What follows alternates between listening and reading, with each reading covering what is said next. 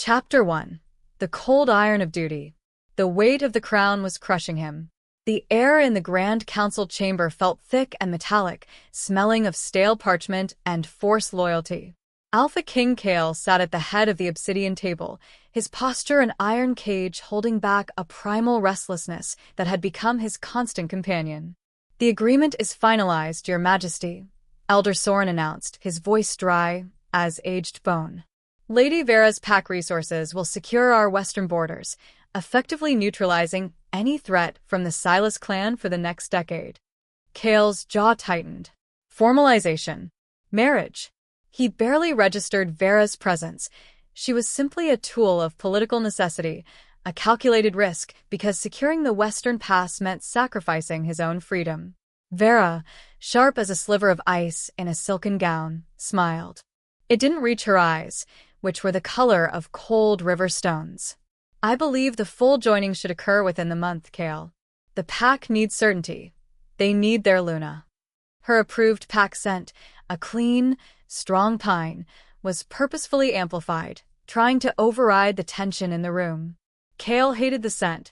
He hated the word Luna when it applied to this transaction. Truth be told, he felt nothing for Vera but a hollow acceptance of the inevitable. Yet he had to project absolute conviction. "A month is acceptable," Kael stated, his voice a low rumble, devoid of warmth. "A month to cage myself." He saw his destiny not as a crown, but as a political prison he chose to guard. This lack of emotion, this stoic duty, was the central lie of his existence. What if a true Maid existed? He had dismissed that possibility long ago, because the ancient Luna lineage was thought to be extinct, nothing more than a myth. In that moment, Kael made a terrible, rational decision, one based entirely on logic.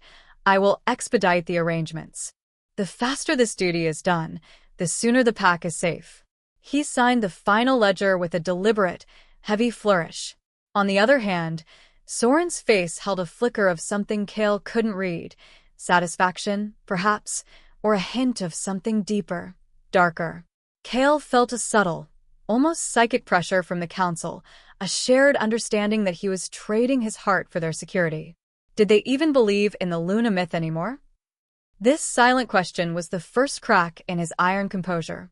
Vera leaned closer, her pine scent assaulting his nose, a final, possessive reminder. "Our Luna scent will stabilize the pack, King. It will be glorious." Kael simply nodded. Despite that, the only thing he felt was the cold, heavy weight of the crown, a suffocating thing made of cold iron and dead promises. His marriage was sealed, but his soul felt utterly detached. Chapter 2. The Ghost Scent. That night, the suffocating feeling from the council meeting lingered like a film of dust on his skin. Kael found himself walking the service corridors, a self-imposed ritual he maintained because patrols were the only time he could shed the pretense of the Alpha King and feel like a simple wolf again. The keep here was different, dark, smelling of steam, lie, and labor, the hidden veins of the palace. He moved silently, a shadow among shadows, his senses keen and active. In the span of a breath, he heard movement down the long, dim passage near the kitchen exit, a furtive, almost silent scuttling, followed by the faint clang of a metal bucket. Late activity. Annoyance pricked him. More importantly, his internal state was restless. He was fasting, not for hunger, but to dull the edge of his feral instinct, the wolf's constant demand for a mate that Kael continually suppressed. He turned the corner, his golden eyes adjusting instantly to the gloom. He saw a small, slight figure, a maid, bundled in drab, oversized clothes, meticulously scrubbing a section of stone floor near the steam pipes. It was Lysandra. Her movements were economical, efficient, almost mechanical. Her head was bowed, hidden by a cap and wispy, dark hair. But then it hit him. Not a smell, a sensation. Like a forgotten melody played in the deepest part of his wolf's brain. A scent. It was impossibly faint, almost masked by the powerful odor of bleach and cooking grease, and yet, it was there. It was sweet, like wild mountain honey and ozone after a lightning strike. It shouldn't exist. Nothing in his pack smelled like this. It was pure, raw primal magic. As if pulled by a string, Kael stopped dead. His wolf, a beast he kept leashed with 2 decades of rigorous discipline, let out a sharp, silent growl in his chest. His vision swam, the fluorescent light of the service lamp pulsing red at the edges. Instinct. Pure, uncontrolled, aggressive need, demanding he track, find, and claim the source. Lysandra, despite her meticulous focus, must have sensed the sudden, overwhelming change in the air pressure, because she froze instantly. Her meager body went rigid, her breath hitching, a tiny, terrified sound that broke the feral tension. She didn't look up. She simply doubled over her cleaning rags, shrinking, trying to become invisible. Kael fought the urge, forcing his lungs to draw in the stale air, not the sweet one. Exhaustion. Hunger. You are tired, Kael. He rationalized the biological command away, just as he always did. Soon after, the feral urge receded, replaced by icy self-control, but the phantom scent lingered in the back of his throat. He had dismissed it, but the experience had shaken him to his core. He was the stoic ruler, and primal instincts were the very thing he ruled against. He turned to leave. Yet, he couldn't resist one last glance at the spot where the maid had been. She was gone, vanished into the shadows of the corridor like a spooked field mouse. Kael frowned at the empty space, a cold knot forming in his gut. He knew deep down that wasn't just hunger. What was that scent? The question hung unanswered in the stagnant air. Chapter 3. The Political Grip. Come morning, the sweet scent of the previous night was gone, replaced by the familiar, bitter tang of King's coffee and Soren's old pack musk. Kael met with Elder Soren for a tense, private breakfast in the sunlit gallery. The Western Duke is growing impatient, Your Majesty, Soren stated, buttering a roll with unnecessary force. He needed Kael to marry Vera yesterday because he believed true power lay in unified land. Patience is the cost of stability, Soren, Kael replied, keeping his voice flat. He watched the advisor closely, but saw no hint that Soren suspected his midnight disruption. Instead, Soren completely ignored Kael's political platitude and launched into a focused history lesson. We must finalize the marriage because the instability on the Silas border is worsening. Their influence, which threatens our northeastern territories, is only growing. The alliance with Vera is the only thing stopping a skirmish from becoming a bloody war. Soren then told a short, relevant story. When your father, the late King Alaric, lost his brother to a Silas raid 20 years ago, he vowed that he would never let politics become a family tragedy again. What would your father do, Kael? Soren's strategic question cut deep, striking at Kael's deepest fear of failure. Kael felt the familiar, heavy blanket of duty settle over him. His father's death was the source of Kael's core psychological flaw, duty as a mask for fear. He feared the chaos of war more than a loveless marriage, so he had to choose the logical path. As the silence stretched, Kael stared at the gold crest on the table. He was the Alpha King, yet he felt entirely powerless against the political machine he had sworn to uphold. I am a wolf in a suit of armor, he thought, and that suit is too heavy to run in. Lady Vera suggested accelerating the wedding to 2 weeks, Soren murmured, watching Kael's reaction. She believes a display of our immediate unity will cool Silas's temper. Kael's mind flashed to the brief, sweet phantom scent from the night before, a single spark of wild freedom. But then, he remembered the map and the thousands of lives that depended on his cold calculation. He squashed the memory ruthlessly. The phantom can wait. 2 weeks, Kael confirmed, the words tasting like ash. Prepare the decree. We will move forward. He gave his explicit consent to the accelerated wedding timeline, sealing his fate, which meant that any disruption, any small, sweet anomaly that threatened to derail his political path, had to be crushed immediately and without mercy. The king had closed the door on fate, but fate was already scratching at his threshold. Chapter 4. The Irrevocable Track. The scent returned with the force of a physical blow. Kael was midway through a routine inventory of the keep's armory, a dull, necessary task to project control, when the air snapped. It wasn't the faint ghost of the night before. This was a crashing wave. It was sweet, impossibly rich, and yet fiercely clean, the scent of rain on ancient stone, mixed with something intensely, uniquely female. It was the scent of the ancient Luna lineage. Without warning, the leash Kael had kept on his inner wolf for 2 decades snapped. Rational thought dissolved. There was only the primal roar of the feral instinct. Mine. Find her. Claim her.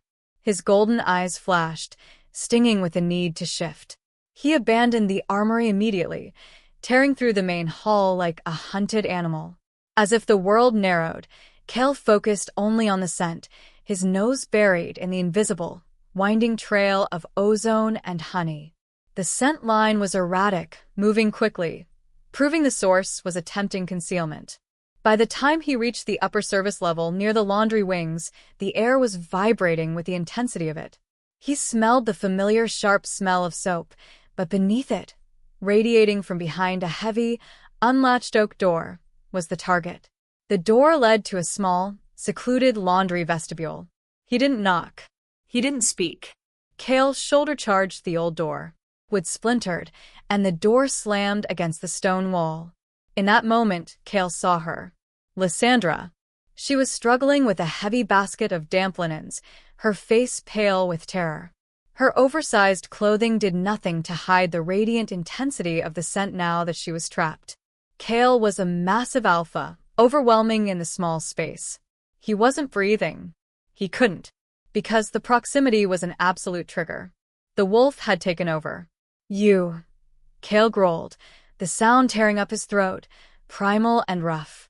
You carry the scent. Lysandra dropped the linen basket. It hit the floor with a wet thud, the sound muffled by Kael's roaring pulse. Her voice trembled as she backed against the cold stone wall, her eyes wide, locked on his glowing irises. Your Majesty? She couldn't finish. She was terrified, and the fear was understandable. He looked like a beast ready to strike. Silence, he barked, fighting the urge to close the remaining 3 feet between them. That smell, that impossible truth. He fought for air. He recognized the scent, not from memory, but from the deepest, oldest myth whispered among alpha bloodlines, the scent that signals destiny. He realized 2 things simultaneously. This Maid is the fated Luna, and revealing this fact would destroy his meticulously built political stability. The conflict was no longer abstract. It was standing right in front of him, breathing shallowly.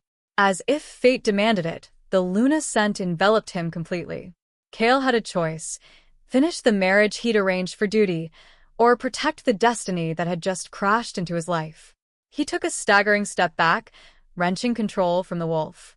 His commitment to duty was shattered by this undeniable biological truth.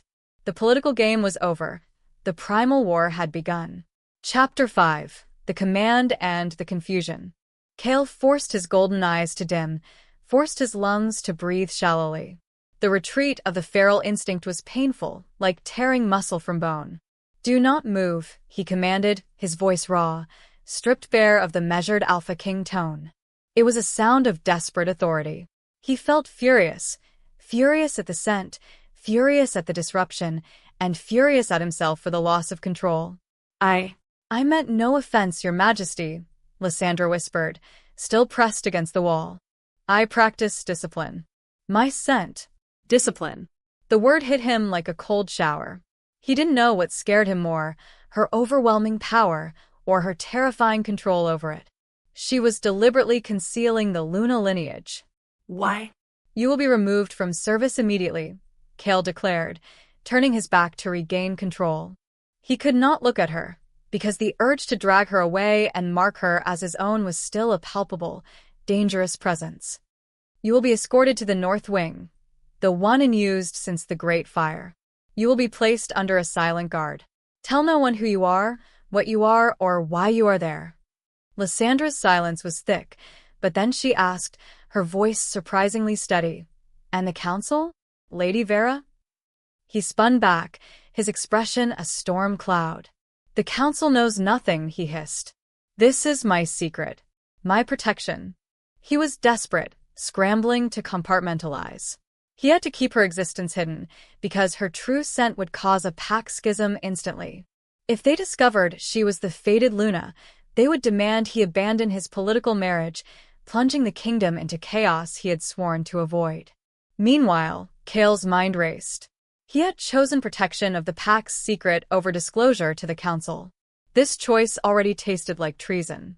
I need your word, Kael said, his voice dropping to a low, dangerous growl. Your sworn, alpha-bound word that you will remain silent. This is a matter of pack stability. Do you understand the stakes? Lysandra pushed off the wall. She met his gaze for the first time. Her eyes were startlingly clear, the deep color of peat moss. She nodded slowly. I understand, Your Majesty. I only want to remain unseen. After that, Kael felt a flicker of something new, respect. Her goal was concealment. His goal was damage control. They were partners in deceit now. He was locking his destiny in a cage. Chapter 6: The Isolated Cage. Following her silent vow, Kael personally led the detail that escorted Lysandra, wrapped in a heavy, scent-absorbing cloak, to the neglected north wing. The wing was a sprawling, stone mausoleum smelling of dust and faded memory. It was perfect. It was forgotten. He found his most trusted Alpha Guard, a man named Brennus, standing watch over the supply depot nearby. Brennus was loyal to Kael, not to the council. This was critical because Soren and Vera had spies everywhere else. Brennus, listen to me, Kael said, pulling the guard into the shadow of a decaying statue. He kept his voice low and urgent. You are now responsible for the sole occupant of the North Wing, effective immediately. Her identity is protected by my Alpha Decree. You will tell no one of her presence. Brennus, a hardened warrior, frowned. Your Majesty, I serve you, but this is irregular. Who is she? She is under my protection, Kael repeated, his authority chilling. He leaned in, letting his alpha command bleed into his words. If her scent spreads, if anyone scents her, this keep will fracture. Do you understand the scope of that danger, Brennus? It is the threat of internal war. Brennus swallowed hard. Despite that, his loyalty held. I understand, my king. I will ensure silence. She will be a ghost. Kael felt the enormous weight of his new immediate goal: maintain the security of the keep and conceal Luna's existence at all costs. He spent the next hour personally activating every single ancient scent-warding stone in the neglected wing. The transformation was exhausting. He started Act 1 as a king who followed rules. He was now a king who defied his council and risked treason to guard a secret.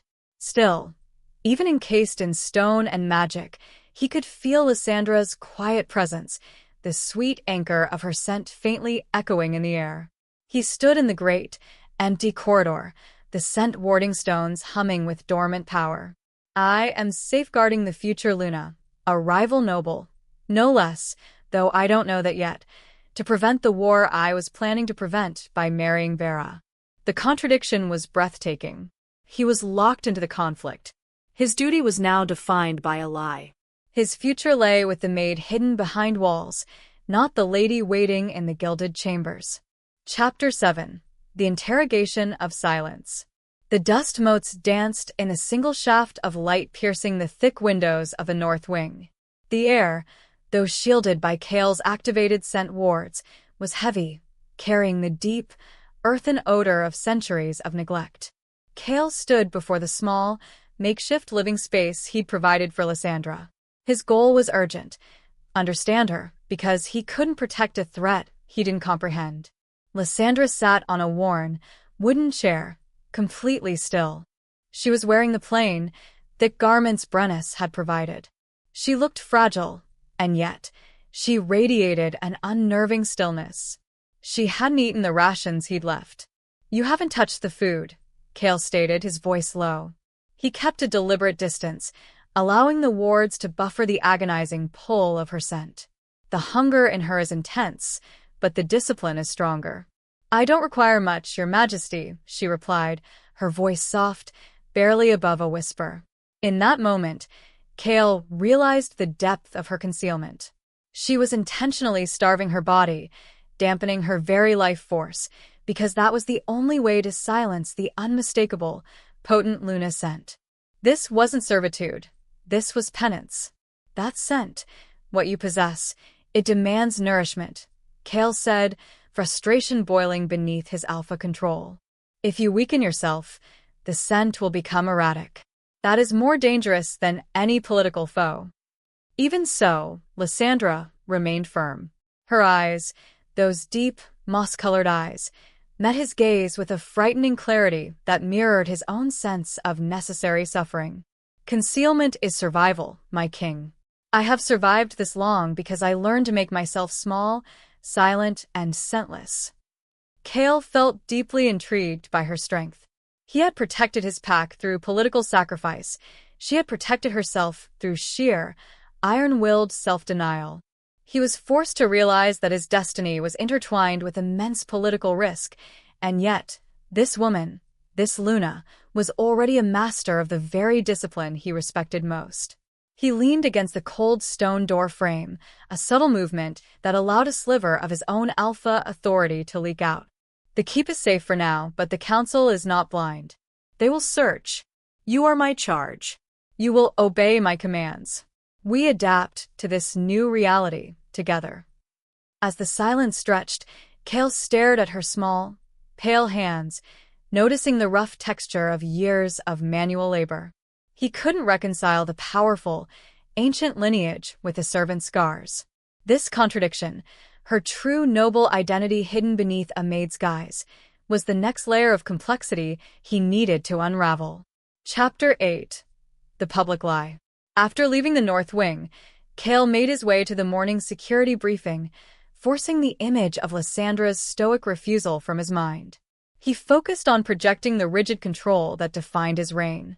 He needed to be impeccable, but the trap was already set. Your Majesty, Lady Vera interjected, her tone smooth but her eyes watchful, like a serpent in sunlight. She was flanked by Elder Soren and another high-ranking counselor. We have noticed the sudden disappearance of a particular maid from the kitchen and laundry details. The one assigned to my personal wing, in fact. Vera's direct confrontation was no surprise, because she was a cunning politician who saw his recent agitation as a weakness to exploit. Her name? Kael asked, raising an eyebrow, projecting detachment. Play the king, Kael. Be bored. She was new, Vera dismissed, but conspicuous by her abrupt absence. Has there been an incident? The staff is gossiping about a disciplinary issue. Kael knew this was his first major test. He had to provide a plausible, dismissive lie. Rather than stumble, he met Vera's challenging stare with the cold, unyielding authority of the Alpha King. The maid in question was suspected of petty theft from the stores, Kael stated, the lie rolling easily off his tongue. An unfortunate incident. It was handled quietly to avoid pack unrest.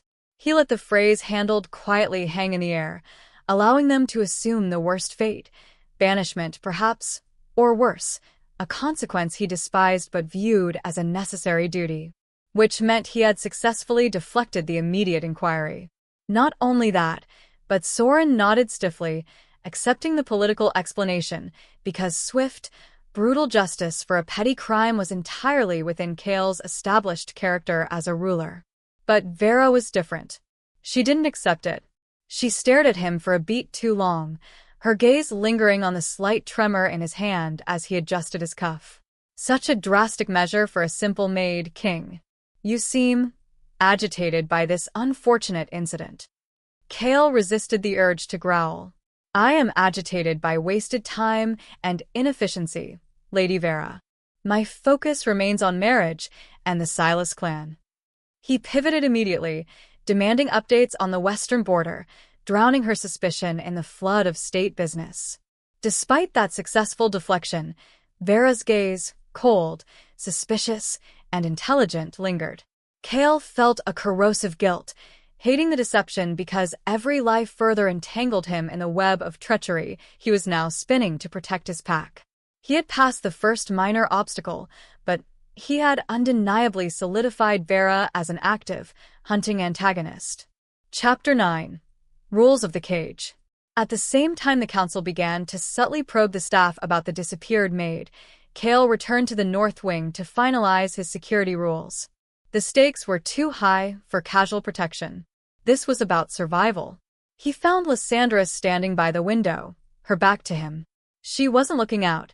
She was listening to the distant sounds of the keep, the muffled shouts of guards, the clang of kitchenware. "We need rules," Kael began, cutting straight to the point. "Impossible rules, because only impossible adherence will keep you alive. And keep this pack stable." Lysandra turned, her expression resigned but determined. "Tell me what you require, my king." "First," Kael instructed, moving to a small slate table. He used charcoal to sketch the rough layout of the wing. "You will only move in the hours between midnight and dawn. Only to the small courtyard and back. Never beyond the perimeter I established with the scent wards." Next, he outlined the ritual. "You will continue your fast, but you must drink this." He gestured to a large clay bottle of bitter herbal infusion Brennus had prepared, a powerful, ancient pack tonic used to dull a shifter's natural scent. "You will bathe only in cold water. And you will wear these garments." He watched her internalize every command. What followed was the most difficult rule, the one that tore at his own feral instinct. "You will not speak my name outside of this room. And we will maintain a distance of no less than 5 feet at all times. Because I cannot risk losing control. Risk completing the bond." Lysandra's breath caught, a tiny, audible gasp. "You fear the scent, Your Majesty." "I fear the chaos it brings," Kael corrected, though he was lying to himself.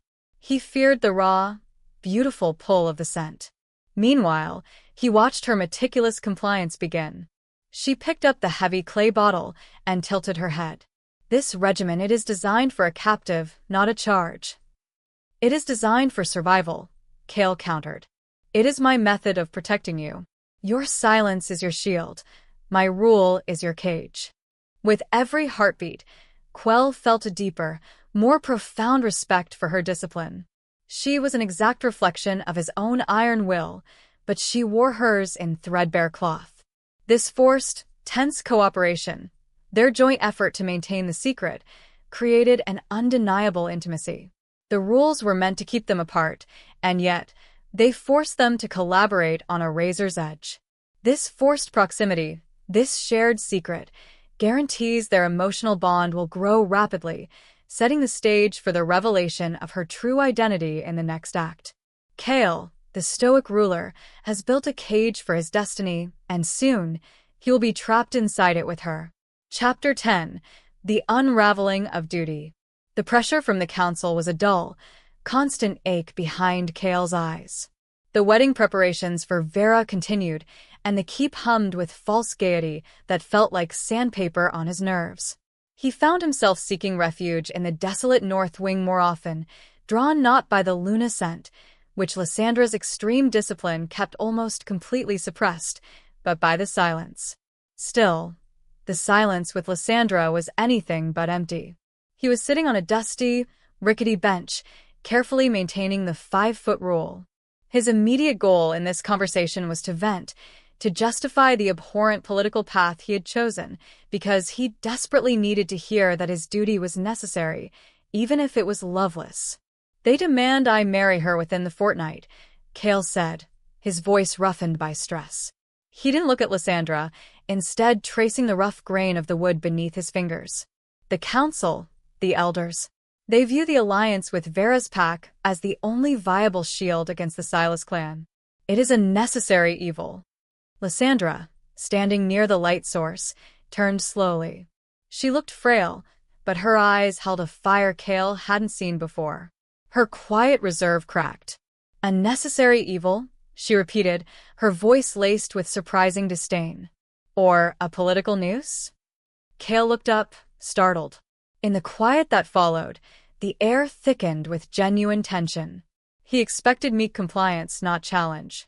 "You speak boldly for a maid," Kael countered, masking his surprise with irritation. "You do not know the history. You do not know the pressure." "I know the history of the alliances, my king," she responded, stepping infinitesimally closer, her discipline wavering. What's worse, the force of her conviction was so strong that her scent, a brief, glorious flash of honey and ozone, leaked, hitting Kael's senses like a jolt of electricity. The Silas clan were betrayed, not merely enemies, she continued, her words sharp, rapid, and passionate.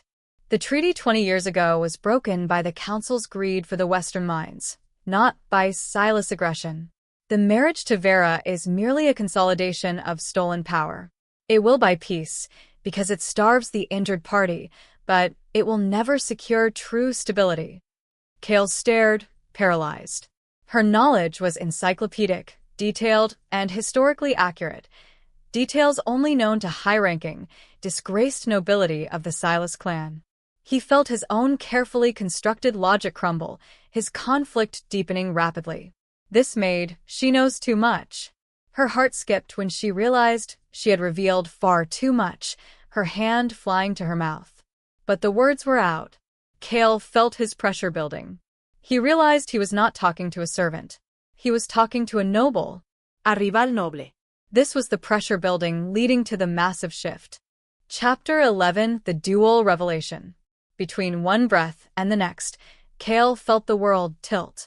The scent, the sudden flash of Luna power, the forbidden, accurate knowledge of the Silas clan's betrayal, it all snapped together with terrifying clarity.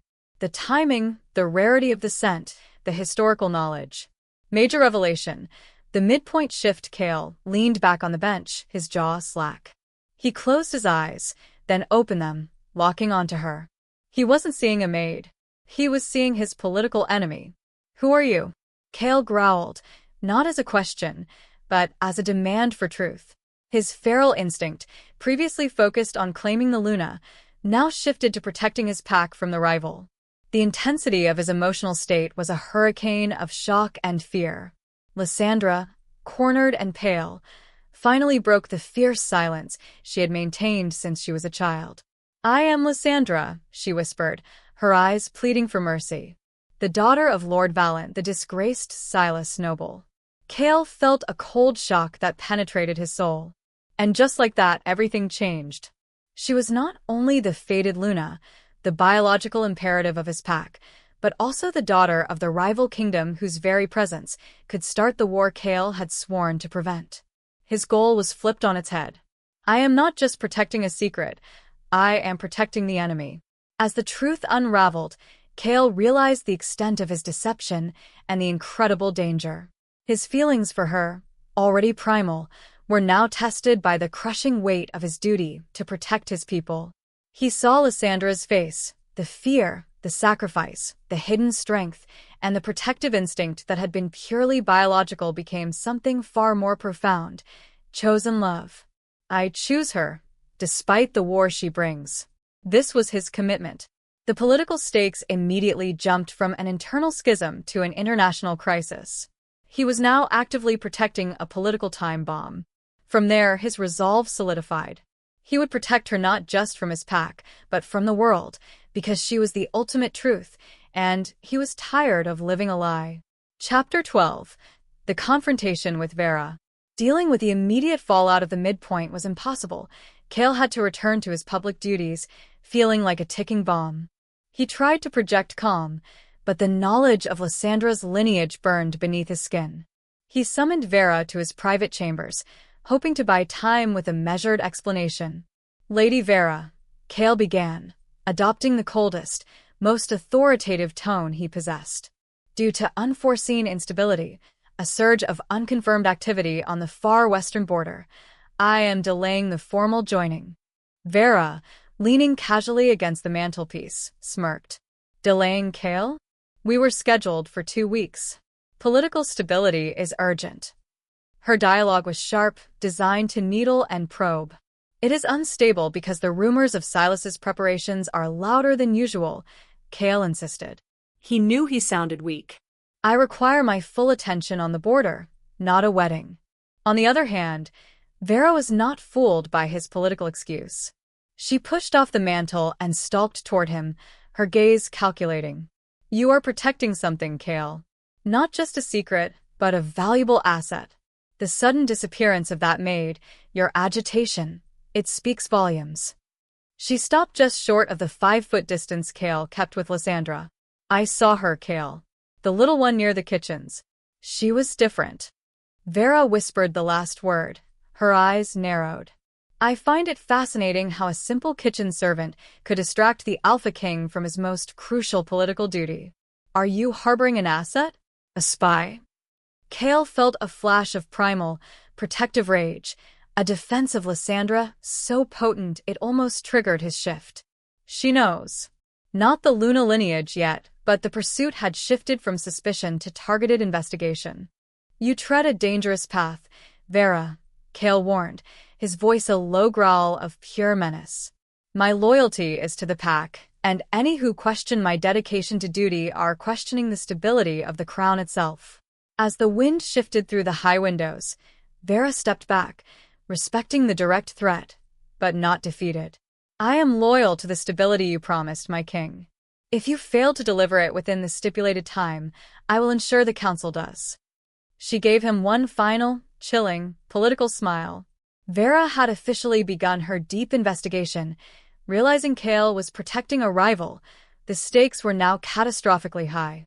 Kael, defensive and internally raging, had irrevocably challenged his political establishment. The path of the reckless challenger was now open. Chapter 13: The Defiant Postponement. The weight of Vera's investigation felt like chains tightening around the keep. Every advisor, every guard, seemed to watch Kael with a new scrutiny. The political game was closing in, and Kael knew he had only one play left to protect Lysandra, a defiant, public act of insubordination against the council. He stood before the gathered royal council, the same elders who had demanded the marriage acceleration. His goal was to make an irreversible commitment to Lysandra's survival, because allowing the wedding to proceed would seal her fate, and his own. Elders, Kael stated, his voice ringing with forced authority, though his heart hammered against his ribs. The escalating tensions with the Silas clan are no longer a risk, they are an imminent threat. Recent scouting reports. He fabricated the details easily because his fear was now a powerful motivator, show troop movements in the northern peaks. I cannot be distracted by personal ceremonies. He paused, letting the silence hang, amplifying his next, treasonous words. I am issuing a decree. The marriage to Lady Vera is postponed indefinitely. A collective gasp went through the room. Elder Soren rose to his feet, his face crimson. Your Majesty, this is reckless. It publicly casts doubt on our alliance with Vera's pack, and it will be perceived by Silas as a sign of internal weakness. What followed was a torrent of furious, urgent protests. Kael allowed the noise to wash over him, focused only on the sense of desperate relief flooding his chest. He had chosen the dangerous, authentic path. No longer bound to Vera. No longer a political transaction. Despite that, the price was immediate. Vera, though silent, stared at him with venomous intensity, her eyes promising retribution. She understood the true meaning of the postponement. Kael has chosen another unknown path. The decree is final, Kael ended, slamming his fist onto the obsidian table. The sound echoed the sudden fracture in his political power, which meant he had successfully committed to Lysandra's protection, but he had publicly branded himself rebellious, directly empowering Vera to act against him. His immediate commitment was made, but the consequences were already unfolding. Chapter 14: The Compromising Moment. Moments later, the consequence arrived. Kael was reviewing patrol schedules when Brennus, his loyal Alpha Guard who watched the North Wing, sought an urgent, unauthorized audience. Brennus looked physically ill. My king, I need to confess, Brennus whispered, fear making his usually steady hands tremble. Lady Vera, she found me. She didn't question me about the maid, not directly. Kael felt a cold, paralyzing dread. What did she do? She used the old currency, Majesty. The one that bought my father's land after the First Border War, Brennus confessed, his voice choked with shame. She offered to secure my family's future because she knew my financial vulnerability. She simply asked for a description of the woman in the North Wing. Just her appearance, her age, her physical condition. As the truth unraveled, Kael felt betrayed, but he couldn't condemn Brennus. Vera had weaponized loyalty through desperation. He knew exactly what Vera needed: confirmation. Lysandra's appearance, small, dark-haired, with the pale skin of someone long starved of sunlight, matched the descriptions of the exiled Silas' daughter, Lysandra Vallon, before she disappeared. She has enough, Kael muttered, pacing the room like a caged beast. She doesn't need the Luna scent. She just needs proof that I am harboring the daughter of the disgraced rival noble. Next, he realized the full depth of Vera's cunning. She would use Lysandra's noble lineage, not the Luna lineage, to accuse her of espionage. That was a political charge Kael could not publicly defend without admitting he had knowingly sheltered a known enemy. Brennus, get out. Go to your family, Kael ordered, his heart heavy. You are relieved of duty. Now. Before she can use you further. Even so, the damage was done. The antagonist had gained the first piece of verifiable evidence of Lysandra's disgraced noble identity, shifting the conflict from mere suspicion to impending, formal accusation. Kael was reeling from the consequences of his defiance. Chapter 15. The emotional barrier breaks. That night, Kael went to the North Wing, desperate for clarity, or perhaps just a moment of honesty before the hammer fell. He no longer felt safe, and the keep felt too small for his rising panic. Lysandra met him at the 5-foot mark, her eyes sad, sensing the crisis. She was the one who spoke first. You postponed the marriage, she said simply. You chose me. And, because of that, you have risked everything. Please, Kael. She used his name, the first time she had ever done so without the title, and it cracked his composure instantly. Kael. It sounded different, personal. Let me go, Lysandra begged, tears welling in her eyes, finally losing the disciplined silence. Her voice trembled with genuine pain. You are protecting a weapon, King. My lineage guarantees war. If I am found here, you will be branded a traitor. Let me run now. My initial goal was concealment. Let me try again. Kael felt his chest ache. This was the moment of ultimate vulnerability, the true test of his chosen love. His initial stoic duty was completely gone, replaced by a desperate, feral protectiveness.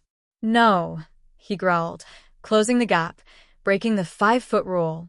The space between them burned. Her sweet scent enveloped him completely, and this time, he didn't fight the feral instinct, he embraced it. He cupped her face, his thumbs gently wiping away her tears. I spent my life choosing duty out of fear, Kael confessed, his voice thick with raw emotion. I chose stability, silence, and lies. You are the truth, Lysandra. You are fated, and you are chosen. I will not choose political life over my own soul. Your sacrifice will not be accepted. He held her face. He was done being the stoic ruler. We face the consequences together. With his scent in the air and the deep affirmation of their now solid bond, Lysandra leaned into his touch, her resistance finally dissolving. Their shared moment of vulnerability, Kael's crack in his iron will, Lysandra's acceptance of her destiny, was a profound turning point. A beat later, Kael's alpha sense screamed at him. Too late. The council, armed with Vera's evidence, was already moving. The walls were closing in, and Kael knew they had just passed the point of no return. He had chosen love, and now, the consequences would be brutal. Chapter 16. The Arrest. The moment their emotional barrier broke, the moment Kael finally held Lysandra, the external world shattered their intimacy. Without warning, the heavy oak door to the north wing burst inward.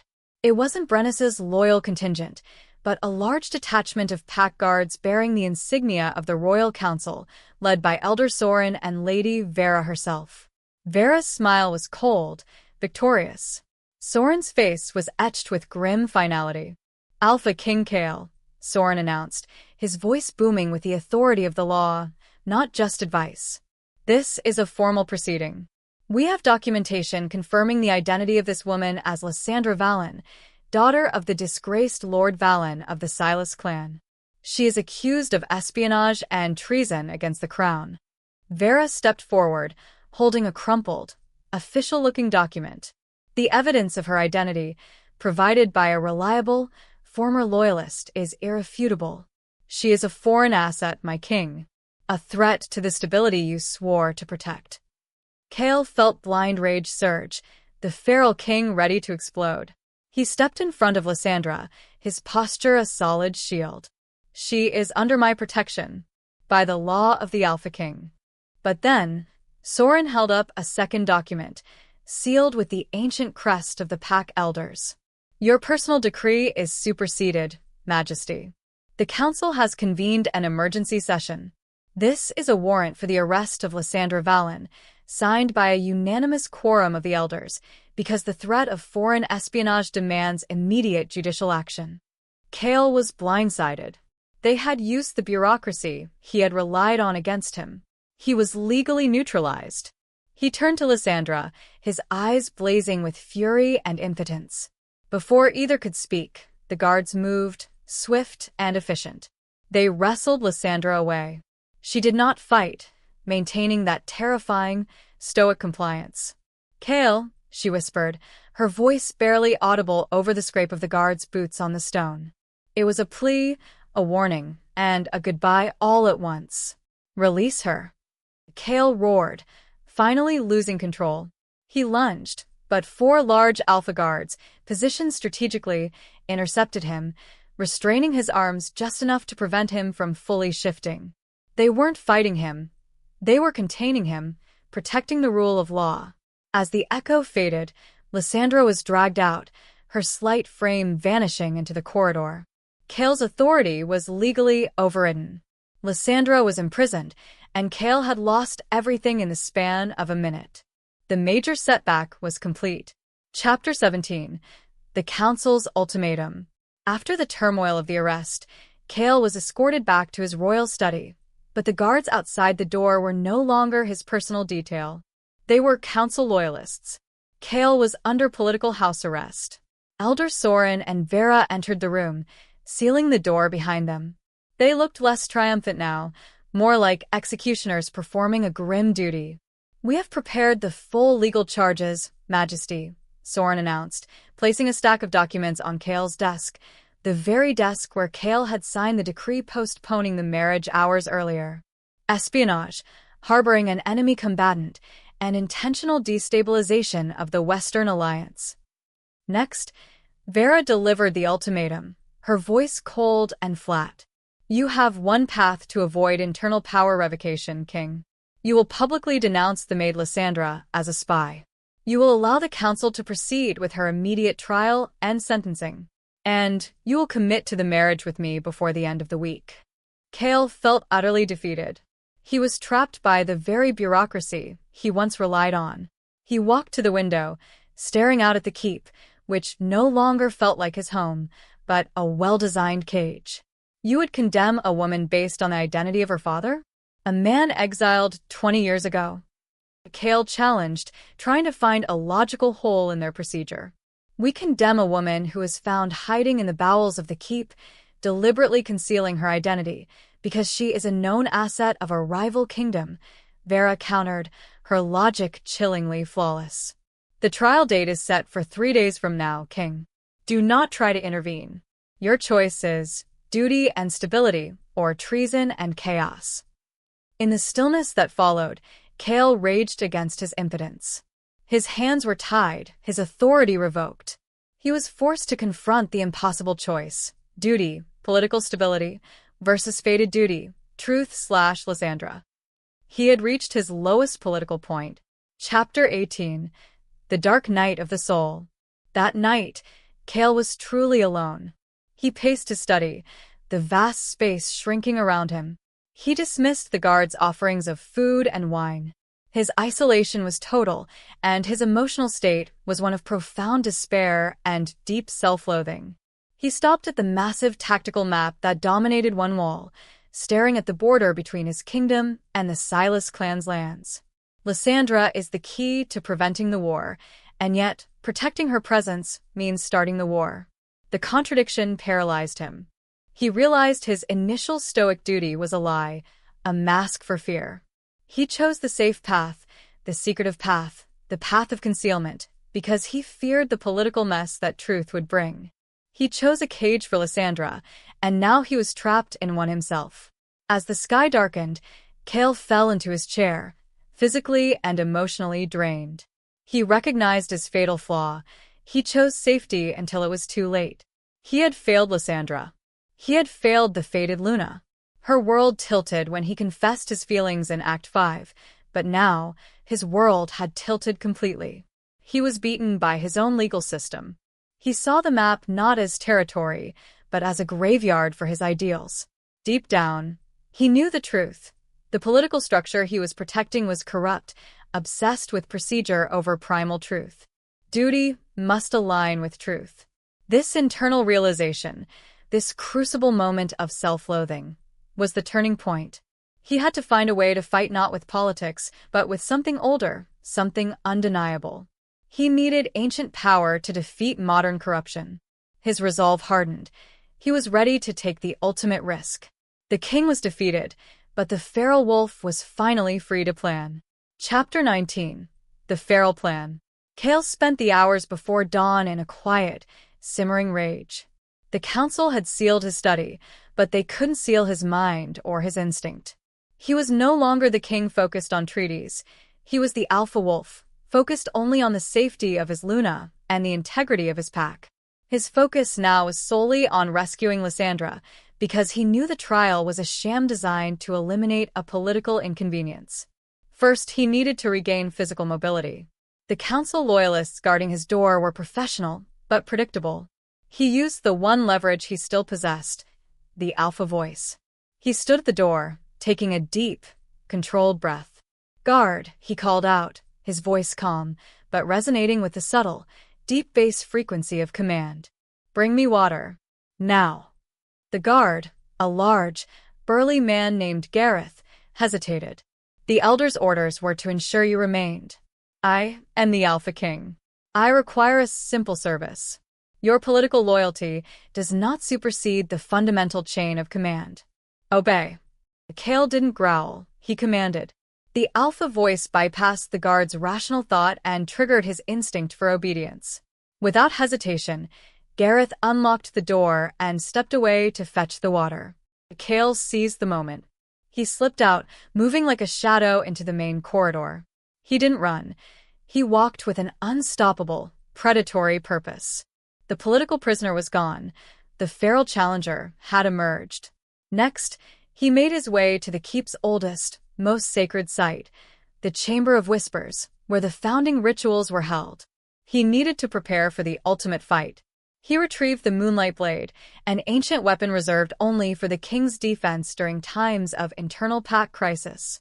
Wielding the ceremonial, but razor-sharp, blade gave him a focus he hadn't felt since his youth. His strategy was simple: disrupt the trial, expose the corruption, and reclaim his Luna. Chapter 20. The Disruption. The trial was held in the Great Hall, a massive, ornate room where judgments had been passed for centuries. Kael knew the timing was critical. The moment the elders issued the formal verdict of treason, Lysandra would be lost. Kael positioned himself in the shadows above the hall's high entrance balcony, waiting for the pivotal moment. Below, Vera was delivering a chillingly persuasive closing argument, detailing Lysandra's noble lineage and her espionage. Lysandra stood silent, pale, and small between two huge pack guards. What's worse, Soren was already reaching for the ceremonial hammer. The council, having heard the evidence of Lady Vera, finds the accused, Lysandra Valen, guilty of. Then, Kael struck. He shifted partially, allowing only the purest expression of the feral wolf to manifest. His eyes flared gold, his shoulders broadened impossibly, and a single, deafening alpha howl tore from his throat. The sound was not just noise, it was a physical weapon. It slammed into the hall, overriding every voice, every thought. Chandeliers rattled, guards staggered, clutching their heads in pain. The sound was designed to instill absolute, paralyzing fear and obedience. Kael leaped from the balcony, executing a perfect, devastating fall. He landed directly on the trial table, shattering the ancient obsidian into dust and wood splinters. He was surrounded by the terror of his own pack, their faces white with shock. He stood, bathed in dust and the golden light of his primal fury. He pointed the moonlight blade directly at Elder Soren. "This trial is illegitimate," Kael roared, his voice layered with the primal resonance of the unleashed Alpha. "You used the law to silence the fated Luna and destroy the true source of this pack's stability. I, Kael, Alpha King, call for a trial by right of challenge." Vera stepped forward, her face a mask of furious determination, not fear. "You have broken the sacred laws of the Council, Kael. You have chosen anarchy. I have chosen the truth," Kael countered, spinning the blade to face Vera. "The true chaos is your attempt to force a false alliance through corruption. I demand the trial by right against the true source of our instability, Lady Vera." He had used the ancient right, a combat challenge that bypassed all political and judicial power, to save Lysandra and target his true enemy. The gamble was insane, but it was the only way to expose the Council's machinations. Chapter 21. The Reclamation. The entire hall was frozen in shock, and yet, the challenge was legally binding. Soren, pale and trembling, had no choice but to acknowledge the right. "The trial by right of challenge is acknowledged," Soren declared weakly. "Lady Vera, do you accept?" Vera, though outmaneuvered, met Kael's gaze with chilling confidence. "I do not fight a king gone mad. I send my champion." She gestured to the largest of the council guards, the one who had held Kael down the night before. "Gareth will represent the council's stability against your treason." While the challenger stepped forward, Kael's golden eyes flickered to Lysandra. The guards holding her were still reeling from the alpha howl. Kael ignored Gareth completely. He performed a dazzling, swift maneuver with the moonlight blade, distracting the guards with the flashing steel. In the confusion, he broke through the line. He reached Lysandra, grabbing her arm. "It is time to choose, Luna," Kael whispered fiercely. He cut her bonds with a single, quick slice of the blade, freeing her. The touch of her hand brought a rush of clarity, reinforcing his defiance. Despite that, the moment was fleeting. Gareth, the champion, lunged. Kael didn't fight with finesse. He fought with the brutal efficiency of necessity. He sidestepped the charge, allowing Gareth's own momentum to carry him past, and then slammed the pommel of the moonlight blade against the champion's temple. Gareth dropped instantly, neutralized. Kael stood over the fallen guard, turning his back on the council, his arms securely wrapped around Lysandra. "The challenge is won," Kael stated, his voice now lower, carrying the undeniable weight of victory and authority. "Lysandra Valen is under the protection of the fated Luna decree. And I, the Alpha King, am taking her into temporary, protective custody until the true source of this pack's instability, Lady Vera, is justly charged." As the hall stared, Kael led Lysandra out. He had defied the council, shattered their power base, and reclaimed his destiny. He was now an outlaw in his own keep, but he had the Luna by his side. The climax, the final conflict with Vera and the establishment of his new reign, was now inevitable. Chapter 22. The Climax, the Scent Unveiled. The Great Hall was chaotic. Guards loyal to the council, now Vera's mercenaries, drew blades, but Kael held the moonlight blade high, Lysandra pressed securely against his side. The elders, aghast, were frozen between the law Kael broke and the ancient right he invoked. With every heartbeat, Kael felt the pressure build.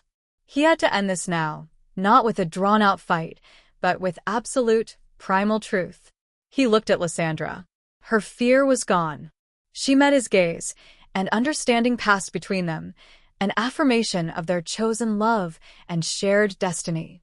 "Now," Kael commanded, his voice a low, fierce whisper to her. "Release it." Lysandra closed her eyes. She stopped fighting her discipline. She let the power flow. As fire bloomed beneath her skin, The Luna scent hit the hall. It wasn't the sweet, faint ghost of Act 1. It was a tidal wave. Rich, pure, and overwhelming. The scent of sovereignty and ancient power. It compelled instant, physical response. The sheer shock and power of the Luna scent triggered a feral, uncontrollable reaction across the room. Every wolf in the hall, loyal or mercenary, felt the primal, unavoidable draw. They stumbled, their weapons clattering, their instincts overriding their orders. Lady Vera alone resisted, fueled by hatred, and yet, Kael realized her true game. She didn't want the throne. She wanted chaos. Do not fall for his trick. Vera screamed, drawing a hidden, poison dagger. She lunged, not at Kael, but at Lysandra, aiming for the disruption that would guarantee war. Kael moved with the terrifying speed of the feral king. He threw Lysandra behind the shattered obsidian table, creating a shield. Instead of blocking the dagger with the moonlight blade, he caught Vera's wrist in his left hand, crushing bone. Vera cried out, the dagger falling harmlessly. Kael pressed her to the ground, his face inches from hers, his golden eyes blazing with righteous fury. You sought to end the true Luna to secure your false power, Kael snarled. You plotted against the crown and manipulated the elders. You are the treason, Vera, not her. Kael exposed her political manipulation and lies to the remaining, shocked elders, who were now recovering from the Luna scent and witnessing Vera's venomous defeat firsthand. I demand your allegiance now, Kael commanded the elders, his voice resonating with final authority, to the fated Luna and the new rule of truth. Just like that, the elders bowed. Kael had fought with the primal ferocity of instinct, driven by love and righteous duty, and won. Chapter 23. Falling Action. The tension broke. The sounds of battle gave way to the quiet shock of transformation. The moment their eyes locked, Kael rose, pulling Lysandra gently to her feet. The elders, loyal and shocked, affirmed the evidence of the ancient lineage. Vera was secured and escorted away. Kael, standing beside Lysandra, felt exhaustion mixed with profound relief. He was the king, but he was a king remade. He addressed the remaining council and guards, his voice solemn. The old path of fear and secrecy ends today. We acknowledge the truth of the Luna lineage, and we will rule with transparency. After that, he issued decrees dissolving the corrupt parts of the council and sending a diplomatic, but firm, message to the Silas clan confirming the new Luna's identity. He knew the Silas response would be hostile, but it would be based on acknowledged truth, not hidden lies. We have stability, Kael told the elders, his arm resting firmly around Lysandra's shoulder, an undeniable public display. Not born of a negotiated alliance, but of authentic, ancient power. Because of that, the political threads were cut, and a new ruling structure was established.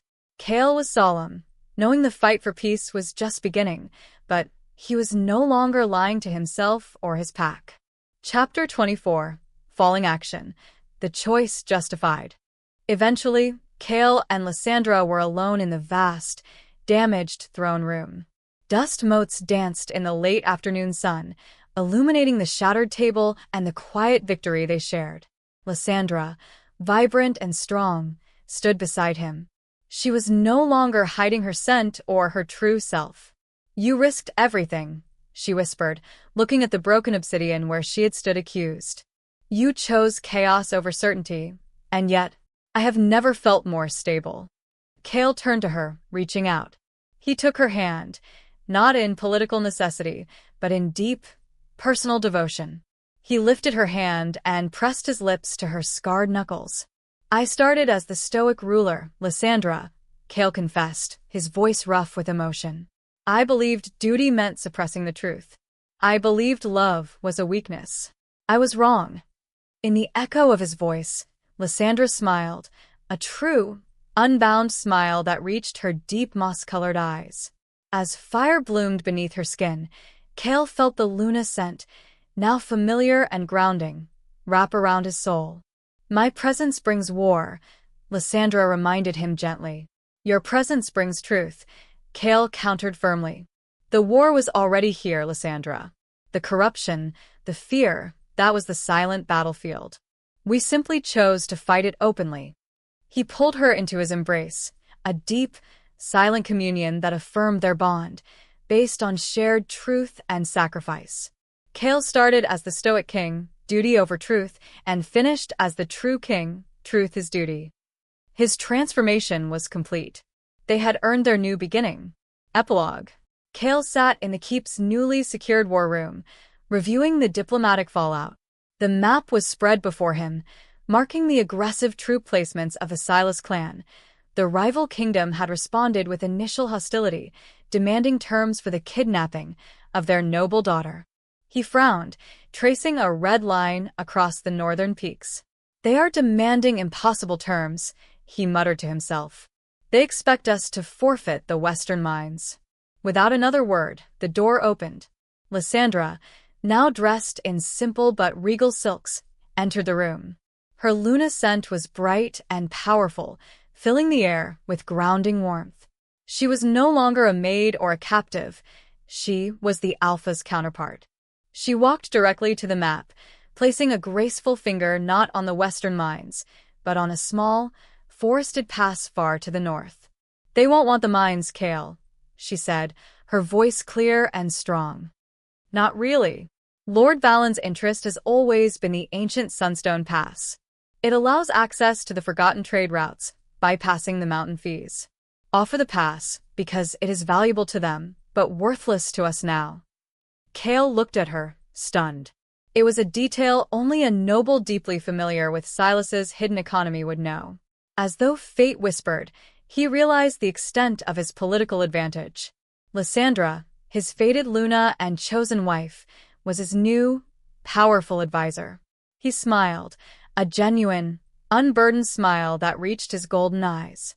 He moved his chair, pulling her into the space beside him. They looked at the map, side by side, their hands resting near the border, united in facing the imminent threat. The struggle for external peace had begun, but Kael was finally at peace with himself.